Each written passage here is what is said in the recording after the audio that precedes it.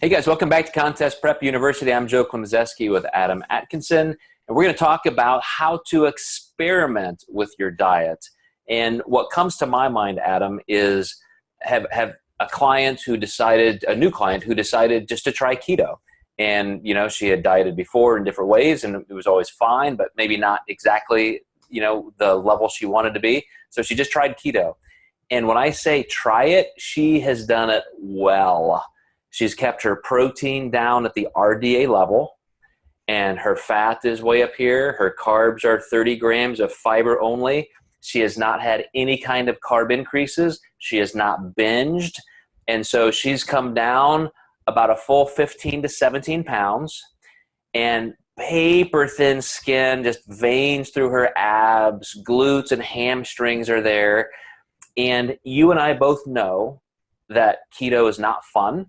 You're going to feel like total shit a lot of the time. But when you do it right and you get to that point where you're keto adapted, even if you're okay with some of those, issues of your metabolism being suppressed more than if you use carbs, even if you're okay with maybe not hanging on to as much lean body mass, there is no question that you can get freaky lean if you can withstand that kind of, just trauma to the normal dieting process. So one of my first principles of if you want to experiment with a diet, you kind of have to go all in so you know that you're experiencing it in total. But that's just one example, Adam. What comes to your mind when you think of experimenting? Yeah, a lot of different things. So sometimes it might be the amount of carbs you give somebody on a refeed, how many refeeds you give them, even where you position those refeeds.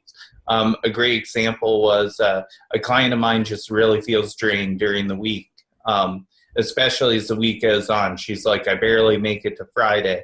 So we implemented a midweek refeed.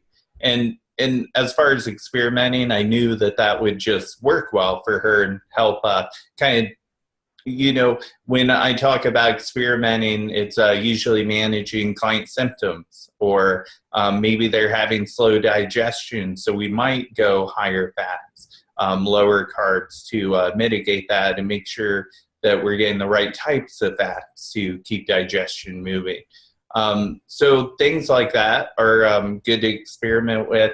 I've had many keto clients with insulin sensitivity issues and been resetting insulin sensitivity with that.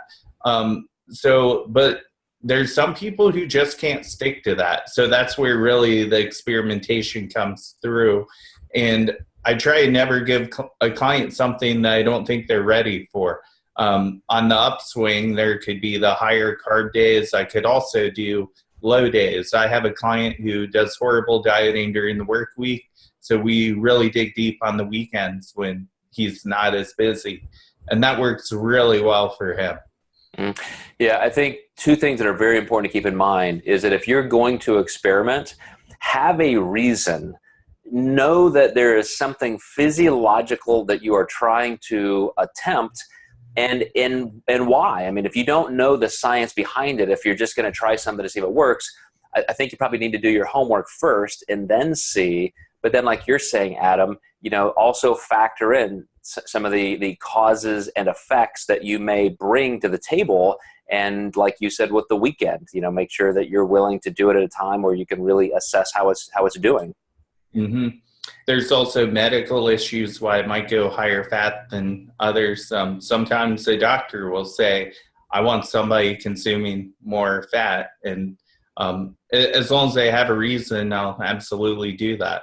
So, yeah, the last thing that I would say, even just experimenting, even though I said with my client on keto, she has done it exactly how you should do it. Now we're going to be experimenting on how to maybe reintroduce carbs a little bit for peaking. But as I said, you're in that keto adapted phase. So this is not the time to say, hey, let's experiment with a stack of pancakes the day before the show. Like, there is no way we're going to do something that completely could hinder her ability to perform, that is not the kind of experimentation you want to do when that much is on the line. So, man, many things we can talk about, but I think that gives some people a good starting point, Adam. So we'll leave it there, and we'll move on to some other topics in Contest Prep University. Catch you next time.